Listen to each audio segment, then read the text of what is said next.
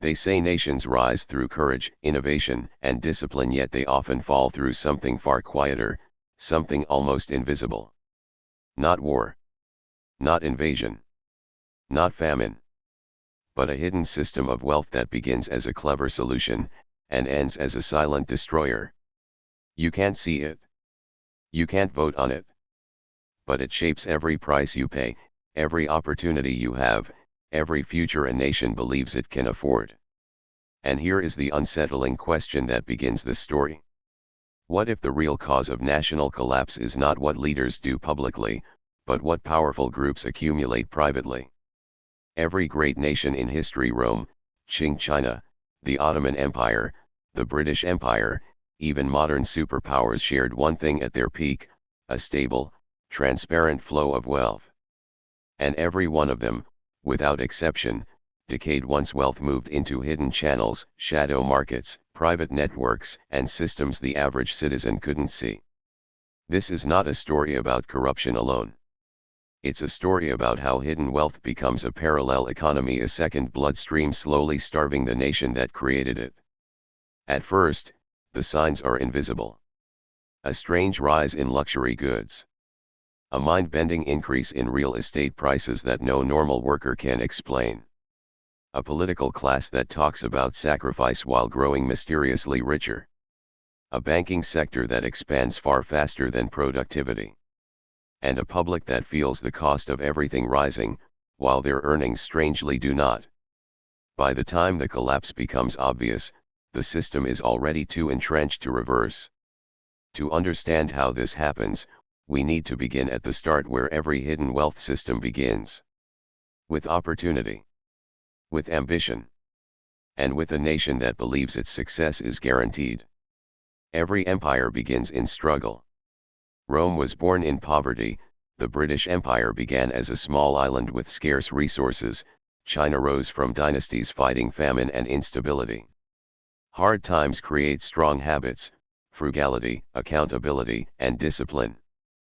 People work hard because survival demands it. Leaders are forced to justify every coin they spend. Wealth is not yet concentrated enough to hide. But as nations grow richer, something strange happens.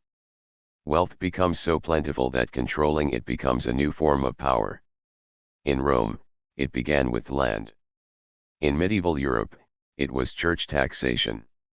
In the East India Company era, it was trade monopolies. In modern economies, it became financialization, tax havens, and political lobbying. The pattern repeats every time. Wealth concentrates. Power centralizes. And a hidden system emerges, first quietly, then boldly. It never starts as something sinister. In Rome, large estates latifundia were simply a smart way to use slave labor to increase productivity. But soon the small farmers, the backbone of Roman stability, were priced out. They moved to the cities. Unemployment exploded. Wealth vanished from public view and flowed upward into the hands of a small elite. Rome didn't fall in a day. It was drained over centuries. This is the first law of national collapse.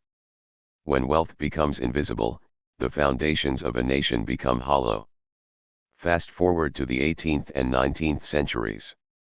Britain, the richest empire in the world, used complex networks of private companies to accumulate wealth offshore long before the modern idea of tax havens existed. This allowed the elite to grow wealth outside the reach of the crown and the people. The empire appeared strong on paper, but internally it was weakening. Foreign wars, economic shocks, and political unrest only accelerated the decline. The Ottoman Empire fell for a similar reason. A class of elites known as the Ion created private tax collection networks, keeping enormous fortunes for themselves instead of sending revenue to the state. The empire, desperately needing money, had to borrow from European powers. Debt became dependence. Dependence became collapse. Hidden wealth does not just weaken nations economically. It weakens morale, unity, and belief. People begin to feel that rules apply only to them, not to those in power. They notice things, luxury growing while wages stagnate, elites gaining influence while ordinary citizens struggle with basic needs. And once people lose trust, once they believe the system is rigged, they disengage. Productivity drops. Innovation slows. Society fractures. But the most dangerous stage comes next. The nation begins to run out of visible resources. Tax revenue slows. National projects stall. Social systems crack. Debt grows. And leaders, instead of confronting the hidden wealth problem, create new hidden systems of their own, printing money, selling state assets quietly, forming alliances with wealthy families or corporations, and building financial bubbles to keep the appearance of growth alive. This is how collapse accelerates. You can see this pattern in modern times as well. Around the world, trillions of dollars sit in offshore accounts. According to several global financial estimates, more than 10% of all global wealth is hidden, unrecorded, untaxed, and unknown. In some nations, that number reaches over 50%. This means the true health of a nation is often far worse than governments admit. And yet, history tells us something fascinating. Hidden wealth does not stay hidden forever. It always forces a reckoning. Once wealth is concentrated into private networks, the nation faces a breaking point. The government becomes financially weak. Power shifts to wealthy actors. Policies begin to serve private interests, not public ones. Housing becomes unaffordable. Education becomes inaccessible. Healthcare becomes stratified. Public services decline. Infrastructure breaks. Then a crisis hits: war, recession, pandemic, political upheaval, and the nation discovers it has no cushion left. The wealth that could have stabilized the country is locked away, unreachable, protecting only the few. The collapse is not sudden. It is slow, suffocating, and undeniable. The rich leave the country quietly. Capital flees. Brain drain accelerates. The middle class dissolves. Inflation rises. Government trust evaporates. Investors retreat. And the nation's fate becomes sealed, not because people lacked intelligence or resources, but because they allowed wealth to flow into shadows instead of shared prosperity. But this is not merely a story of darkness. There are nations that fought back and won.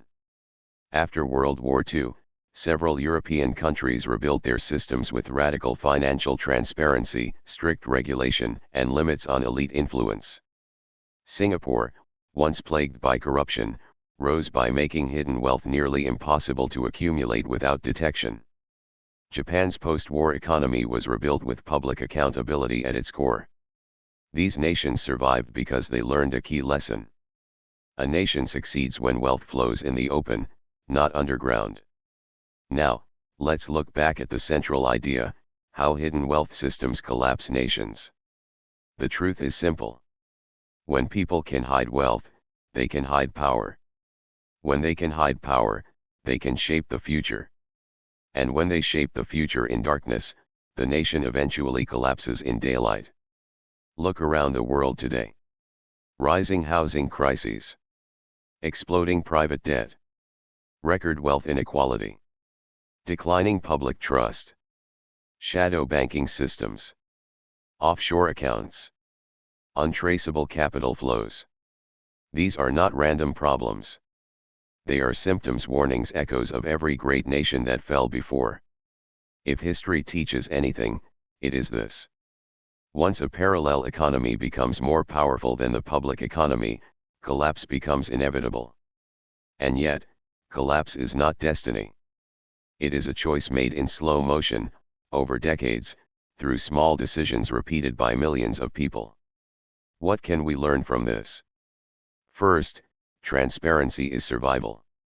A nation that cannot see where its wealth flows cannot control its fate. Second, shared prosperity is stability. When wealth is concentrated in hidden hands, the entire nation becomes fragile. Third, history always repeats its warnings until someone listens. Every collapse looked obvious in hindsight. Few recognized it in the moment. The question now is not whether hidden wealth exists, it always has. The real question is whether we choose to understand it, confront it, and demand a future built in the open, not in the shadows. If this story made you rethink how nations rise and fall, share your thoughts below. And if you want more deep, documentary-style explorations like this, subscribe and stay part of the conversation.